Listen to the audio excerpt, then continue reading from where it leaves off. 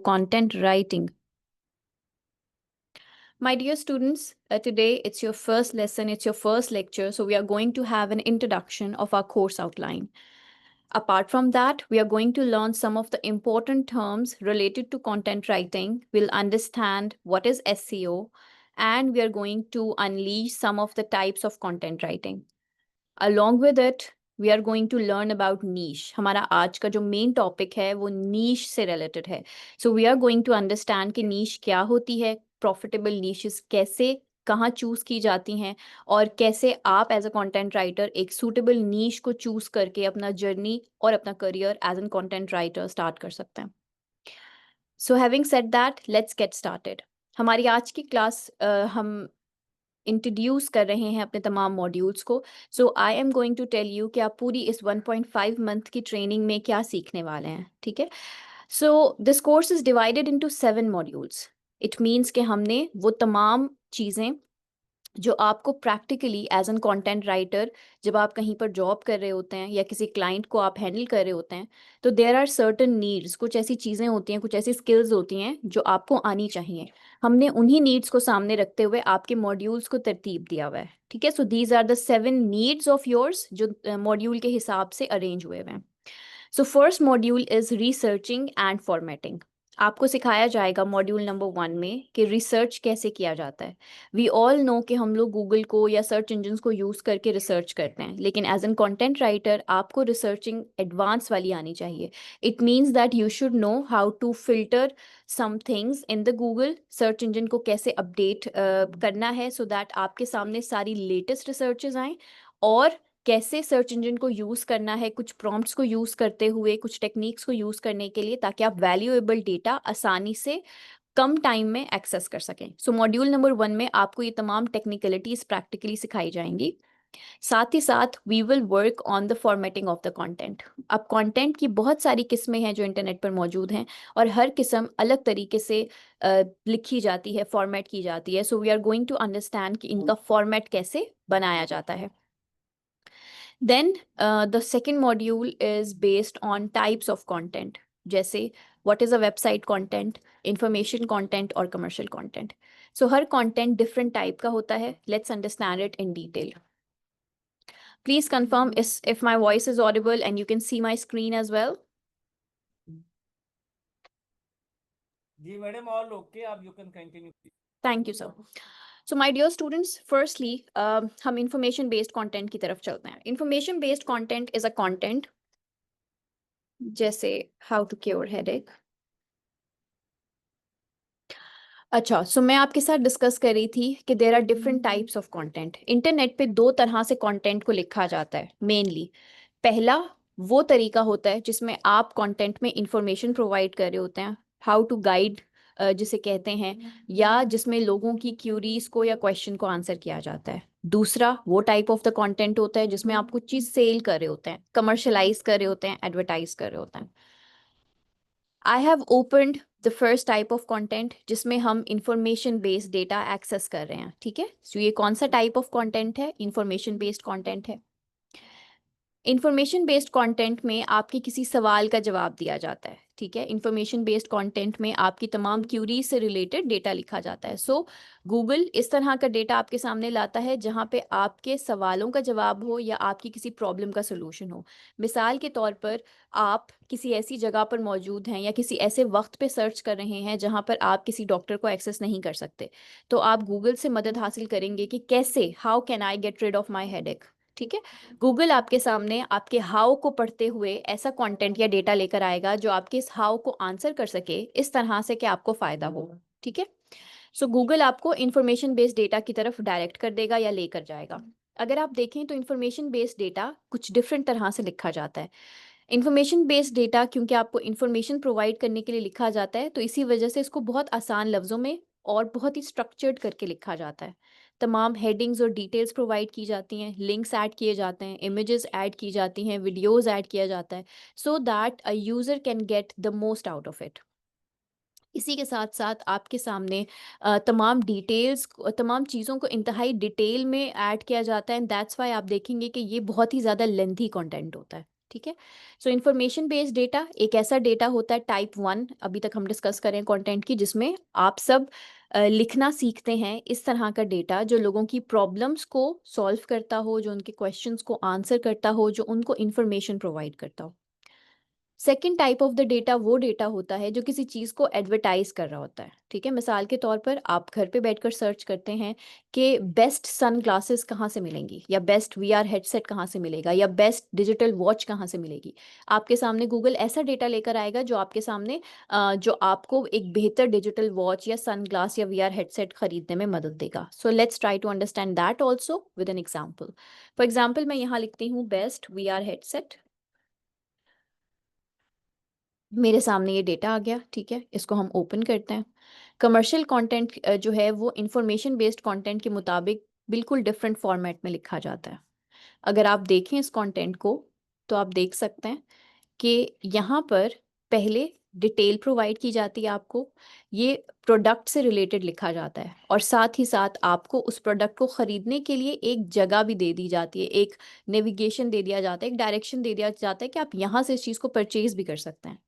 जबकि information based content में ऐसा कुछ नहीं होता। ठीक है, सो कमर्शियल बेस्ड कंटेंट किसी चीज़ को एडवर्टाइज कर रहा है और साथ ही साथ आपको उस चीज़ को खरीदने की जगह भी दिखा रहा होता है। अभी तक हमने जिन चीज़ों को पढ़ा और अंडरस्टैंड किया है, let's write them down in the form of notes also. Okay, so ये नोट्स आप सबके साथ आपको प्रोवाइड कर दिए जाते हैं once you enrol into our premium groups of WhatsApp. Okay जी, तो हमने अभी तक अंडरस्टैंड किया कि हमारे पास टाइप्स ऑफ कंटेंट होते हैं, जिसमें जो फर्स्ट टाइप ऑफ कंटेंट होता है उसे इंफॉर्मेशन बेस्ड कंटेंट कहते हैं। इंफॉर्मेशन बेस्ड कंटेंट कौन सा कंटेंट होता है? इंफॉर्मेशन बेस्ड कंटेंट एक डिटेल ओरिएंटेड कंटेंट होता है जिसमें बहुत ज़्यादा डिटेल्स होती हैं। इंफॉर्मेशन बेस्ड कंटेंट एक ऐसा कंटेंट होता है जिसमें 1500 से लेकर 3000 तक वर्ड्स हो सकते हैं। ठीक है, इंफॉर्मेशन बेस्ड कंटेंट एक ऐसा कंटेंट होता है जो आपकी प्रॉब्लम्स को सॉल्व करने के लिए प्रॉब्लम्स को सॉल्व करने के लिए लिखा जाता है।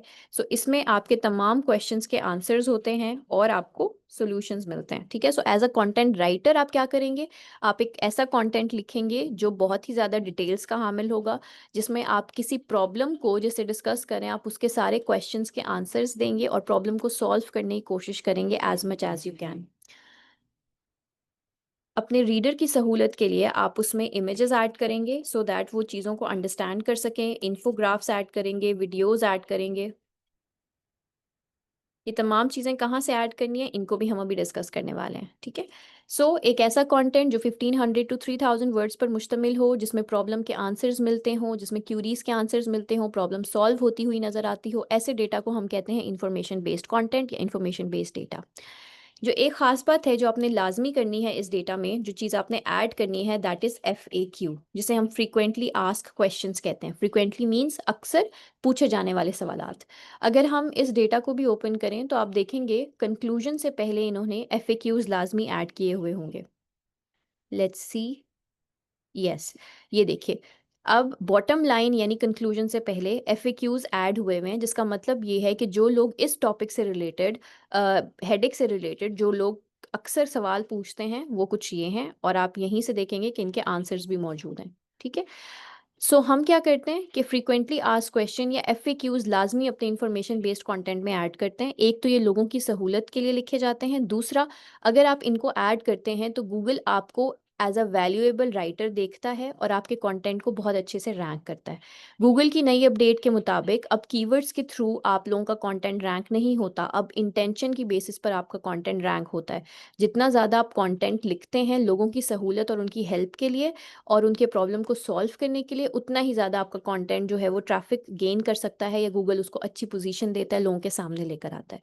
तो जितना ज़्यादा अपडेट हो रहा है उतना ही ज़्यादा इस बात पर गूगल स्ट्रेस दे रहा है कि आप लोगों के लिए डेटा लिखें। ठीक है, so now we don't need those expensive tools. अब हम लोगों को समझकर, उनकी प्रॉब्लम्स को समझकर डेटा लिखकर रैंक कर सकते हैं।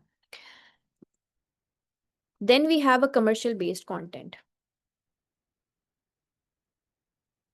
कमर्शियल बेस्ड कंटेंट एक ऐसा कंटेंट होता है जो बहुत ही कम वर्ड्स में लिखा जाता है। सो 500 टू 700 वर्ड्स इनफ होते हैं। आप 500 टू 700 वर्ड्स के यूज़ करते हुए इस डेटा को लिख सकते हैं। ठीक है, इसके साथ साथ आपने ये सारा का सारा डेटा जो है वो प्रोडक्ट बेस्ड होता है, यानी कि आप एक प्रोडक्ट को फोकस करते हैं। ठीक है, और उस प्रोडक्ट से रिलेटेड डेटा आप लिखते हैं। इसमें आप प्रोडक्ट के बेनिफिट्स को डिस्कस करते हैं, हाई क्वालिटी इमेजेस ऐड करते हैं, और बहुत इंपॉर्टेंट चीज़ सीटीए देते हैं। CTA is call to action statement, यानी आप यूज़र को बताते हैं कि कहाँ पर क्लिक कर कर आप इस चीज़ को हासिल कर सकते हैं। अक्सर आपने देखा होगा कि रिटर्न हुआ हुआ होता है कि buy this product at 50% off by clicking on www.organic labs या organic.pk। इस तरह के साइट लिंक्स होते हैं। ठीक है, सो आप लोग क्या कर सकते हैं कि सीटीए ज़रूर ऐड करते हैं अपने कमर्शियल बेस्ड कंटेंट में सो दैट आपका डेटा, जो लोग उस प्रोडक्ट को पढ़ रहे हैं और वो कन्विंस हो गए हैं, वो आपके फिर इस लिंक के ऊपर क्लिक करके उसको हासिल भी कर सकें। एक और जो इन दोनों चीज़ में डिफरेंस है, दैट इज़ द लैंग्वेज। यहाँ पर आपने एक फॉर्मल लैंग्वेज को यूज़ करना है ताकि आप लोगों के सवालों का जवाब दे सकें, बट यहाँ पर आपका टोन फ्रेंडली येट परसुएसिव होना चाहिए। परसुएसिव लैंग्वेज क्या होती है? परसुएसिव लैंग्वेज लिखने का वो अंदाज होता है जिसमें आप लोगों को अग्री करा देते हैं, कन्विंस कर देते हैं कि हाँ, this is the right product for you. So आपका लैंग्वेज भी यहाँ पर परसुएसिव होना चाहिए। जल्दी से दोनों का डिफरेंस एक दफ़ा दोबारा रिपीट कर लेते हैं। हम लोग सीखेंगे इंफॉर्मेशन बेस्ड डेटा लिखना और कमर्शियल बेस्ड कंटेंट लिखना। इंफॉर्मेशन बेस्ड डेटा एक ऐसा डेटा होगा जो कि डिटेल ओरिएंटेड होगा। 1500 से 3000 वर्ड्स के बीच में लिखा जाएगा, प्रॉब्लम्स को सॉल्व कर रहा होगा। जो भी आपका टॉपिक है उससे रिलेटेड जितनी पॉसिबल प्रॉब्लम्स हैं, आप उनका आंसर करेंगे, उनको सॉल्व करेंगे अपने कंटेंट के अंदर राइटिंग के थ्रू। उसमें आप इमेजेस ऐड करेंगे, इन्फोग्राफ्स ऐड करेंगे, एफएक्यूज ऐड करेंगे। फॉर्मल लैंग्वेज को यूज़ करते हुए आप पे डेटा लिखेंगे। इंतहाई स्ट्रक्चर्ड आपका कंटेंट होगा, यानी आपने उसमें हेडिंग्स एंड एवरीथिंग ऐड करना है। Then we have commercial based content. Commercial based content छोटा सा कंटेंट होता है, 500 टू 700 वर्ड्स पर मुश्तमिल होता है। इसका ज़्यादा जो फोकस होता है वो प्रोडक्ट के ऊपर होता है। प्रोडक्ट कहाँ से मिलेगी, प्रोडक्ट क्या है, प्रोडक्ट की ओरिजिन क्या है, प्रोडक्ट के बेनिफिट्स क्या मिल सकते हैं कस्टमर को। कुछ कस्टमर के जो टेस्टिमोनियल्स होते हैं या रिव्यूज़ होते हैं उनको आप ऐड करते हैं, एंड एंड में आप सीटी ऐड कर देते हैं। एक ख़ास बात जो आपने इस कंटेंट में लाजमी ऐड करनी होती है, उनको पेन पॉइंट्स कहा जाता है। Pen points commercial based content में काम करते हैं इस तरीके से कि आपके कस्टमर की जो भी मजबूरियाँ होती हैं या जो भी उनकी जो चीज़ उन्हें अट्रैक्ट कर सकती है, फॉर एग्जांपल अगर किसी शख्स के बाल जो हैं वो बहुत ज़्यादा गिर रहे हैं, तो ये उनका पेन पॉइंट है। आप उनके पेन पॉइंट को अपने हेडिंग्स में, अपने डेटा में ज़रूर ऐड करते हैं, उनको ये दिखाने के लिए कि ये प्रोडक्ट आपके प्रॉब्लम से रिलेटेड बनाई गई है और आपके प्रॉब्लम को सॉल्व कर सकती है। ठीक है, so these are some of the things जो कि आप अपने कंटेंट में ऐड करते हैं। अब बात करते हैं कि इन चीज़ों को ऐड कैसे किया जाए। How to write and information based content. Information based content जो है एक ऐसा कंटेंट है जिसने लोगों की प्रॉब्लम्स को सॉल्व करना है। तो सबसे पहला जो हमारा स्टेप होगा वो लोगों की प्रॉब्लम्स को सर्च करना होगा। सो हम तमाम प्रॉब्लम्स, क्वेश्चंस या क्यूरीज जो हमारे टॉपिक से रिलेटेड होती हैं, हम उनकी एक लिस्ट बना लेते हैं। ठीक है, सो हम उनको लिस्ट डाउन कर देते हैं। कहाँ से हम इनको सर्च करेंगे, मैं आपको कुछ साइट्स बता रही हूँ। सबसे पहले तो गूगल की अपनी सर्प एनालिसिस होगी। गूगल का खुद का जो सर्प एनालिसिस का डेटा है वो बहुत स्ट्रांग होता है, यानी लोग जो कुछ भी सर्च कर रहे होते हैं क्वेश्चन की फॉर्म में, आप उनकी लिस्ट बना सकते हैं। फॉर एग्जांपल हमारा यहाँ पे क्वेश्चन था कि हम अपना हेडेक, सर दर्द कैसे सॉल्व करें, कैसे हम अपने हेडेक से रेमेडी क्योर कर सकें। तो मैंने यहाँ पे क्या लिखा था, हाउ टू क्योर हेडेक। इसको मैं एक दफ़ा दोबारा लिखती हूँ आपके सामने, ये देखिए। मैं गूगल पर गई और मैंने लिखा how to cure headache at home without medication, fastly, instantly, migraine and all these things. ये हमारी मोस्ट सर्च चीज़ें होती हैं, ये हमारा सर्प एनालिसिस होता है। इसके अलावा अगर आप स्क्रॉल डाउन करें तो आपके सामने ये पोर्शन भी आता है। ये लोगों के वो सवाल हैं जो गूगल ने लिस्ट के फॉर्म में यहाँ दिखाए हुए हैं आपको। ठीक है, पीपल ऑल्सो आस्क। सो ये भी आपका डेटा है जो आप सर्प एनालिसिस से ले सकते हैं, और स्क्रॉल डाउन करके सबसे एंड में आप देख सकते हैं पीपल ऑल्सो सर्च फॉर, ये भी आपकी सर्प एनालिसिस का पार्ट है। तो इन तमाम सवालों के आप लिस्ट बना लेते हैं और उस लिस्ट को फिर आप आंसर करते हैं अपने कंटेंट में, सो दैट आप लोगों से या लोगों की क्यूरीज से रिलेटेड डेटा लिख सकें, लोगों के हेल्प के लिए डेटा लिख सकें। ठीक है, ये एक जगह है, राइट। इसके अलावा इसी तरीके से आप सेकंड और थर्ड पेज पर भी मौजूद जो सर्च एनालिसिस है आप उसको एक दफ़ा देख सकते हैं, और अगर आपको कोई नई क्यूरी मिलती है तो उसको अपने लिस्ट में ऐड कर दें। सो 3 पेजेस तो लाजमी आपने गूगल के सर्च करने होते हैं, सर्च एनालिसिस करनी होती है। The second platform which I am going to recommend you to get the questions is Quora. Quora एक क्वेश्चन बेस्ड प्लेटफॉर्म है जहां लोग सवाल जवाब करते हैं। ठीक है, तो आप यहाँ पर अपनी आईडी बनाएंगे और कोरा पे सर्च करेंगे हाउ टू क्योर हेडेक। आपके पास यहाँ पे भी बहुत सारे क्वेश्चंस आ जाएंगे। ठीक है, सो हेडेक से रिलेटेड जितने भी सवाल हैं वो यहाँ पर आ जाएंगे या टॉपिक्स आ जाएंगे, आप इनको एक्सप्लोर कर सकते हैं और इनके आंसर्स दे सकते हैं। कोरा के अलावा we have some other platform जिनको मैं यहाँ लिस्ट डाउन कर रही हूँ। So SERP analysis, Quora, Reddit, thread, and some help can be taken from Facebook and LinkedIn as well. Some people talk about things on LinkedIn, but mostly क्योंकि एक professional platform है, so we will go for Thread and Facebook, Reddit and Quora. यहाँ पर आप find out कर सकते हैं, yes, and Medium as well. Medium एक ब्लॉग बेस्ड प्लेटफॉर्म है जहाँ पे लोग आराम से अपना ब्लॉग पब्लिश कर सकते हैं। यहाँ पर आपको हेडेक से रिलेटेड या हेल्थ से रिलेटेड काफ़ी क्वेश्चन और डेटा मिल सकता है, सो आप यहाँ इन साइट्स पर जाकर भी ईजिली अपना काम कर सकते हैं। ठीक है, okay. So how to write an information based data में सबसे पहला काम हमारा होता है कि हम क्वेश्चंस की लिस्ट बना सकें। सो हमने क्वेश्चंस की लिस्ट बना के इन क्वेश्चंस को आंसर करना है, एंड देन अच्छे तरीके से फॉर्मल लैंग्वेज को यूज़ करते हुए जब हम इनको आंसर करेंगे तो हम एक ऐसा डेटा लिख सकेंगे जो लोगों की हेल्प के लिए लिखा जाता है। सिमिलरली आप कुछ साइट्स हैं जैसे pexels.com है, shutterstock.com है, यहाँ से आपने इमेजेस लेनी है एंड उन इमेजेस को आपने अपने कंटेंट में ऐड करना है। ठीक है, तो ये स्टॉक फ्री इमेजेस हैं, इनको कंटेंट में ऐड कर कर आपको प्लेजरिज्म इशू या राइट्स इश्यूज फेस नहीं करने पड़ते। सो ये वो साइट्स हैं फॉर इमेजेस, इनको भी मैं यहाँ पर आपके लिए ऐड कर रही हूँ। तो जितना ज़्यादा डेटा आप अच्छा ऐड करते हैं उतना ही ज़्यादा आपके लिए जो है वो काम आसान हो जाता है। Moving on to the next part, commercial based content. Commercial based content के लिए आपने इमेजेस लेनी है। अगेन आप स्टॉक फ्री साइट्स जो मैं ऑलरेडी आपको डिस्कस कर चुकी हूँ, आपके साथ डिस्कस कर चुकी हूँ, आप उनको यूज़ कर सकते हैं।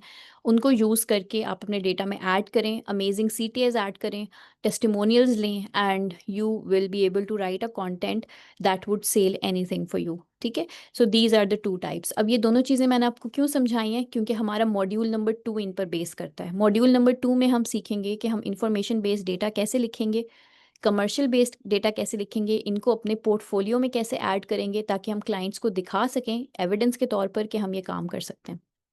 मॉड्यूल नंबर 3 हमारा बेस करता है SEO के ऊपर, basics and fundamental of SEO of the content. SEO क्या है?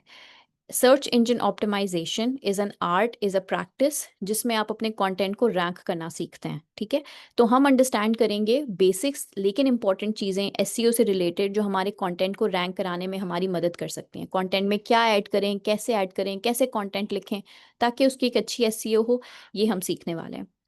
मॉड्यूल नंबर 4 में हम अंडरस्टैंड करेंगे कि वो लोग जो कि लैपटॉप के थ्रू कंटेंट राइटिंग नहीं करना चाहते और वो सेलफोन के थ्रू स्टार्ट ले रहे हैं, तो उनके लिए जो भी सॉफ्टवेयर्स, एक्सटेंशंस और चीज़ें रिक्वायर्ड होती हैं, ऐप्स रिक्वायर्ड होते हैं, हम उनको डिस्कस करेंगे ताकि आप लोग स्मार्टफोन्स को यूज़ करते हुए भी काम कर सकें। मैं खुद भी आपके साथ स्मार्टफोन को यूज़ करते हुए ही लेक्चर में आपके साथ पार्टिसिपेट करती हूँ ताकि आपको लाइव दिखा सकूँ कि चीज़ें कैसे इंस्टॉल करनी है या उनको कैसे रजिस्टर करना है। हमारा कंटेंट का मॉड्यूल नंबर 5 डील करता है ब्लॉगिंग से। सो आपको सिखाया जाएगा कि ब्लॉग साइट्स कैसे क्रिएट किए जाते हैं और ब्लॉग का कंटेंट कैसे बनाया जाता है। मेन डिफरेंस आर्टिकल और ब्लॉग में जो है वो यही होता है कि आर्टिकल को आप पब्लिश नहीं करते, आप क्लाइंट्स को दे देते हैं, और ब्लॉग्स को आप पब्लिश करते हैं और उनकी प्रॉपर SEO करते हैं। आपको एक साइट बनानी पड़ती है, वेबसाइट को बनाने के बाद आप उसमें वर्डप्रेस डाउनलोड करते हैं, इंस्टॉल करते हैं, प्लगइन्स को इंस्टॉल करते हैं और फिर आप डेटा बनाते हैं। तो आपको ये तमाम चीज़ें सिखाई जाएंगी, लेकिन विक्स और ब्लॉगर के ऊपर हम वर्डप्रेस को भी एंड में एक्सेस करते हैं, लेकिन हमारा सारा डेटा और SEO ऑप्टिमाइजेशन हम लोग विक्स पे सीखते हैं।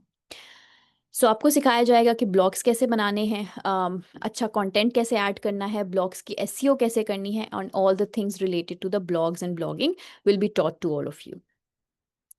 Then we will move on for the academic content. Academic content क्या है? एकेडमिक कंटेंट एक ऐसा कंटेंट है जो एजुकेशन बेस्ड डेटा जो है उसमें शामिल होता है. इट मीन्स कि आप ऐसा डेटा लिख रहे होते हैं जो कि एजुकेशन बेस्ड ऑडियंस के लिए होता है. एकेडमिक कंटेंट का फॉर्मेट इंतहाई डिफरेंट है. इसमें आपको रेफरेंसेस ऐड करने पड़ते हैं, इसमें आपको चार्ट्स ऐड करने पड़ते हैं, इसमें आपको सारा रिसर्च बेस्ड काम करना होता है, इवन रिसर्च पेपर्स लिखने होते हैं. सो इसलिए ये मॉड्यूल हमने बिल्कुल एंड में रखा है ताकि हम इसके ऊपर after learning all the technical things हम इसके ऊपर आराम से फोकस कर सकें. एकेडमिक कंटेंट पूरी एशिया में सबसे बेहतरीन इंडस्ट्री मानी जाती है कंटेंट राइटिंग की फील्ड में, क्योंकि रिसर्च बेस्ड डेटा हर कोई लिखवाना चाहता है अपने न्यूज़पेपर्स के लिए, अपनी वेबसाइट्स के लिए. So if you learn how to write an academic content तो आप एक अच्छा स्टार्ट ले सकते हैं as an content writer. once we have learned how to do researching, we have understood कि different type of data कैसे लिख सकते हैं, we have understood कि उस लिखे हुए data की SEO कैसे की जाती है, स्मार्टफोन के थ्रू कंटेंट कैसे लिखा जाता है, ब्लॉग कैसे बनाया जाता है, एकेडमिक कंटेंट कैसे लिखा जाता है. तो फिर हम लर्न करेंगे how to build a social media presence, how to do client hunting, cover letters कैसे बनाने हैं, पोर्टफोलियो कैसे बनाना है. So in order to win different industries हम लोग क्लाइंट हंटिंग सीखेंगे, प्लेटफॉर्म्स के ऊपर, डिफरेंट प्लेटफॉर्म्स के ऊपर कवर लेटर्स बनाना सीखेंगे, पोर्टफोलियोज बनाना सीखेंगे. कुछ जॉब्स के स्कोप के बारे में अगर हम बात करें तो आप देख सकते हैं we have different websites here opened in my tab. सारी की सारी वेबसाइट्स आपको आपके स्कोप के बारे में बता रही हैं. सो 100+ जॉब एक ही दिन में आप अगर कहीं पे लिस्ट हो रही हैं तो इट मीन्स कि ये एक हाई डिमांड स्किल है. आप देख सकते हैं कि कंटेंट राइटिंग से related we have a lot of jobs here जो आपसे रिक्वायर्ड कर रहे हैं कि you should be able to write blog articles, आपको वेबसाइट पर काम करना आता हो, आपको एसईओ की बेसिक्स आती हों, आपको कंटेंट के अंदर स्ट्रक्चर कंटेंट लिखना आता हो, उसका प्रमोट करना आता हो या प्रूफ रीड करना आता हो, और ये तमाम की तमाम. Thank you very much. Okay, moving on to the next side, this is rosie.pk. You can also see कि यहाँ पर भी आप लोग अपनी कंटेंट राइटिंग से रिलेटेड जॉब्स की लिस्टिंग देख सकते हैं. 70K अबव आपकी सैलरी है. Content writer for Pulse IT solutions Lahore, for Falcon Fly, हर जगह पर आपको कंटेंट राइटिंग से रिलेटेड जॉब्स हैं. इवन आप देख सकते हैं कि इंट्री लेवल पर भी 194 या इंटर्न्स बेस पर भी इतना बेस्ड का जो कंटेंट है वो अवेलेबल है. Now I have a question from all of you. Can you please, before moving forward to the next slide, I want you to tell me how many types of content do we have?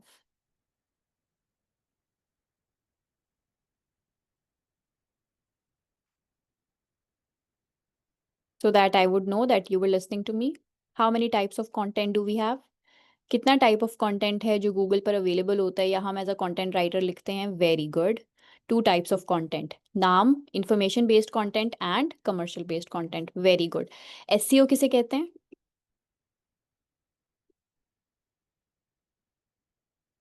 What is SEO? How to rank the content, search engine optimization. Very good. That's pretty nice. Okay ji. Moving on to the next slide now. What is content writing? Introduction to the skill. Content writing basically एक ऐसा skill है जिसमें आपको एक topic दिया जाता है या आप किसी टॉपिक से रिलेटेड डेटा लिखते हैं, आइडिया गैदर करते हैं, ब्रेनस्टॉर्मिंग करते हैं, कंटेंट को राइट करते हैं, कंटेंट को रैंक करते हैं डिफरेंट प्लेटफॉर्म्स में. कंटेंट राइटिंग में सिर्फ आर्टिकल राइटिंग इंक्लूडेड नहीं है. We have a lot of data over there और वो सारा कंटेंट राइटिंग ही नीश में आता है. इनफैक्ट मेनी पीपल से कि content writing is the mother of all skills. आप कंटेंट राइटिंग का यूज़ हर जगह देखेंगे. आइदर एक ब्लॉग पोस्ट है, आप ई-कॉमर्स स्टोर्स में देखें, आपको प्रोडक्ट कैटेगरी डिस्क्रिप्शंस लिखने के लिए कंटेंट की ज़रूरत पड़ती है, यूट्यूब रन करने के लिए कंटेंट की ज़रूरत पड़ती है. So content is required everywhere, whether it is sales और education, you would be needing it everywhere. ठीक है. So content writing is a skill जिसमें आप सिर्फ राइट नहीं करते, you write, you edit, you proof read your content and then you publish it. ठीक है. There are many different types of content also. For example e books भी आपकी content writing में आती हैं. बुक्स को लिखना, पॉडकास्ट स्क्रिप्ट्स को लिखना, प्रोडक्ट कैटेगरी डिस्क्रिप्शंस लिखना, each and everything. What is SEO now? Search engine optimisation या एसईओ राइटिंग एक ऐसा प्रोसेस है जिसमें आप कंटेंट को इसलिए लिखते हैं ताकि आप अपना कंटेंट रैंक कर सकें डिफरेंट प्लेटफॉर्म्स पे या गूगल के ऊपर. अपना सर्च इंजन अगर आपका गूगल है तो of course you would be writing to rank on the Google. इसमें क्या क्या इन्वॉल्व होता है? इसमें यूज़र की इंटेंशन से रिलेटेड डेटा लिखना इन्वॉल्व होता है, इसमें कीवर्ड रिसर्चिंग इन्वॉल्व होती है, इसमें ऑप्टिमाइजेशन इन्वॉल्व होती है, पेज क्रॉलिंग इन्वॉल्व होती है। मीन्स कैसे आप एक ऐसा डेटा लिखें जिसे गूगल प्रेफर करे और लोगों के सामने लेकर आए। Different types of content writing आपके सामने मौजूद हैं इस स्लाइड पर, but let me tell you कि ये तमाम के तमाम वो टाइप्स हैं जो आपको किसी इंडस्ट्री के साथ लिंक कर रही हैं। फॉर एग्जांपल, अगर ब्लॉगिंग कंटेंट राइटिंग की टाइप है तो एज अ ब्लॉगिंग करने के बाद आप एज अ ब्लॉगर अपना करियर आगे लेकर जा सकते हैं। अगर आप आर्टिकल राइटिंग सीखते हैं कंटेंट राइटिंग में, तो आप as an article writer, academic या वेबसाइट आर्टिकल राइटर अपनी जॉब्स परसू कर सकते हैं। सोशल मीडिया पोस्ट लिखने में अगर आप इंटरेस्टेड हैं तो as a social media post writer और एडिटर आप काम कर सकते हैं। ईमेल राइटिंग के थ्रू आप अर्निंग कर सकते हैं। टेक्निकल राइटिंग जो सबसे फेमस नीश रही है कंटेंट राइटिंग में, जिसमें हाउ टू गाइड्स होती हैं कि क्या किस तरीके से किसी ऐप को इंस्टॉल करें, किस तरीके से हम जो है वो means how to cure your headache और how to install this premium version of this app और दिस गैजेट। ये तमाम के तमाम टेक्निकल टॉपिक्स को डील करती है और ये सबसे ज़्यादा प्रॉमिसिंग नीश रही है कंटेंट राइटिंग में। इसको सीख कर भी you can definitely do a lot of work in the content writing industry. Now the most important topic जिसको हमने आज डिस्कस करना है, नीशेस। जब आप कंटेंट राइटिंग स्टार्ट करते हैं तो सबसे पहले आपके सामने एक टॉपिक होना चाहिए, एक नीश होनी चाहिए, एक फ्रेमवर्क होना चाहिए जिसको फॉलो करते हुए आप अपना काम कर रहे हैं। ठीक है, आज हम उसी के ऊपर बात करने वाले हैं। व्हाट इज़ अ नीश?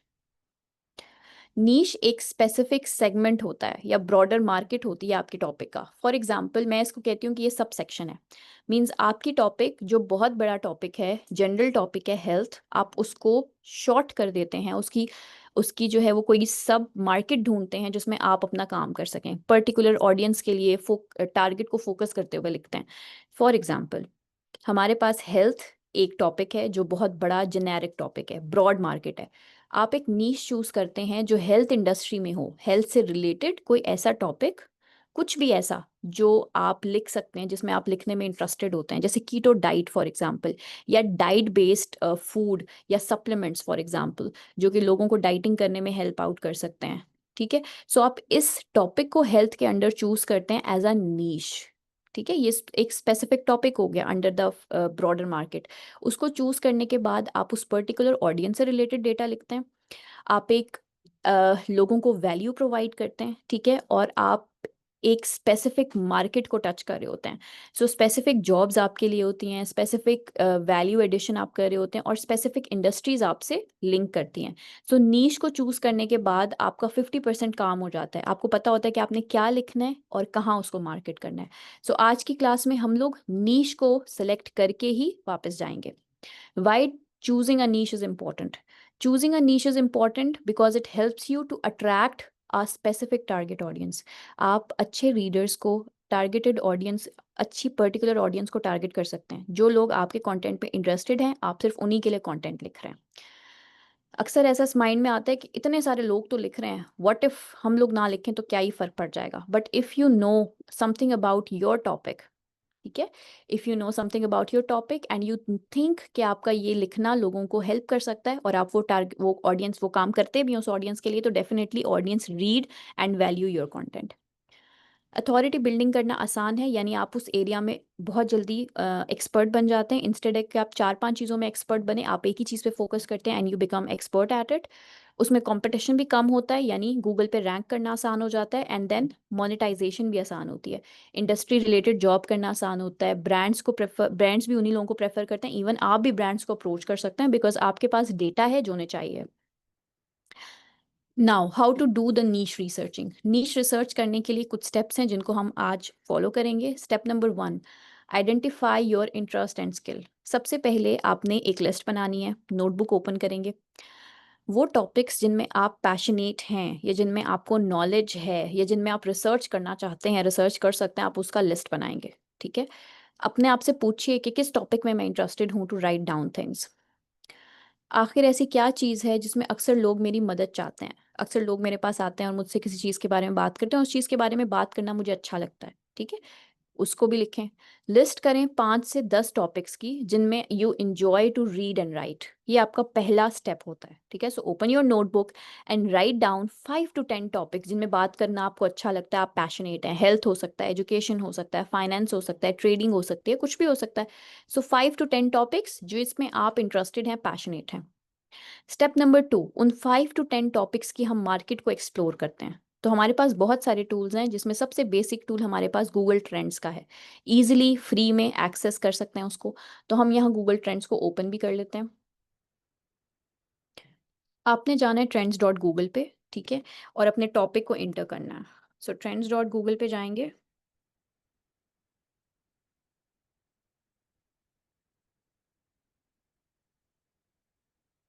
और अपने टॉपिक की पॉपुलैरिटी को चेक करेंगे, ठीक है।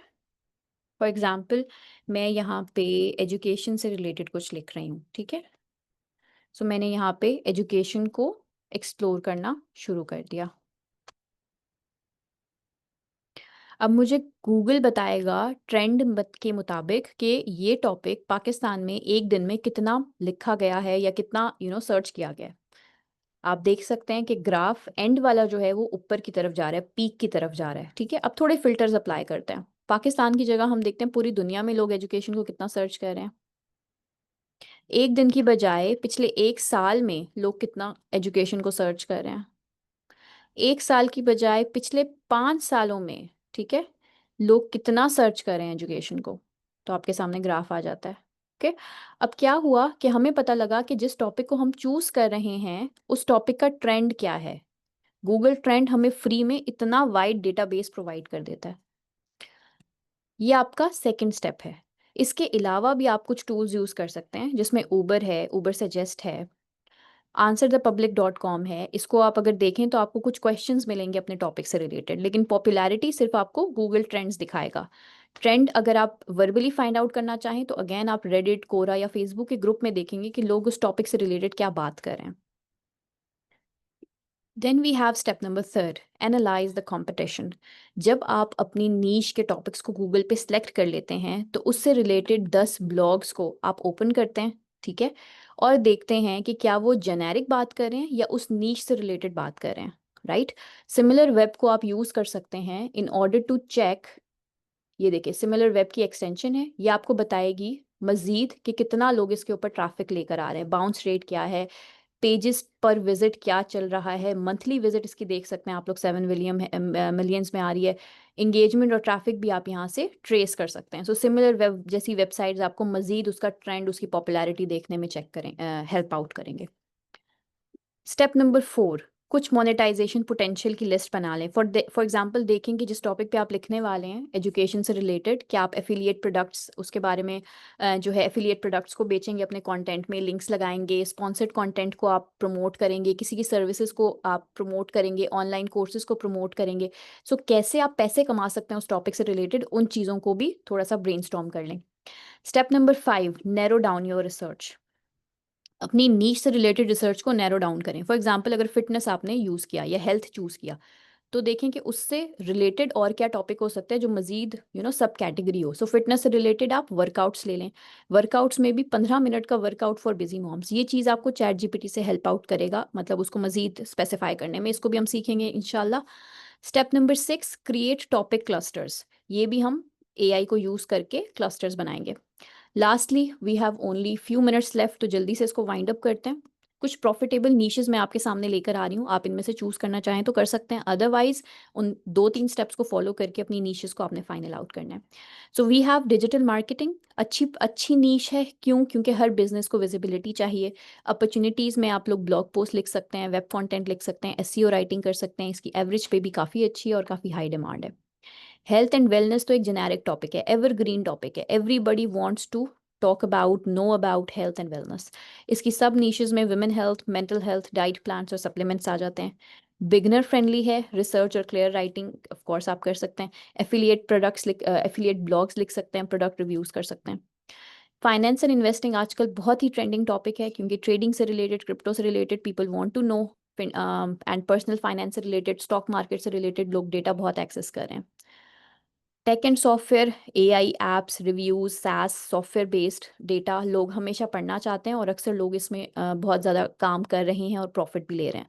सो of course it's a very good niche. E commerce and product description. इसके अलावा we have education and lifestyle. ये दोनों टॉपिक्स भी बिगनर्स फ्रेंडली हैं. आप लोग आराम से इसमें काम कर सकते हैं, रिसर्च भी कर सकते हैं, जो कि ईजिली आपको चीज़ें मिल जाती हैं इसमें इससे related. Now let's move on to our pro tip. Of course आप दो निशेस को कंबाइन भी कर सकते हैं, जैसे health and digital marketing, finance and education. Moving on to our assignment now. आपकी असाइनमेंट यही है कि आपने अपनी नीश को फाइनलाइज करना है. लिस्ट बनाएंगे 5 to 10 टॉपिक्स की जिनमें आप इंटरेस्टेड हैं. गूगल ट्रेंड्स पे जाके आप उन निशेस की पॉपुलैरिटी चेक करेंगे और उसके बाद अपनी लिस्ट को हाईलाइट करेंगे. बताएंगे मुझे उन 3 से 4 टॉपिक्स को हाईलाइट करके कि मैं इसमें इंटरेस्टेड हूँ और मैं अपना काम इसमें करना चाहता या करना चाहती हूँ. ठीक है. सो आज ही आपने अपनी नीश को फाइनलाइज करना है और अपना तमाम डॉक्यूमेंटेशन करने के बाद LWE के फेसबुक ग्रुप में आपने अपना असाइनमेंट पब्लिश कर देना है. ठीक है. Thank you very much everyone. Still if you have any questions तो you can let me know. जज़ाकल्लाह खैर. जी स्टूडेंट्स, इस वक्त कंटेंट राइटिंग की क्लास एंड हो चुकी है और सोशल मीडिया सेल्स मार्केटिंग का लेक्चर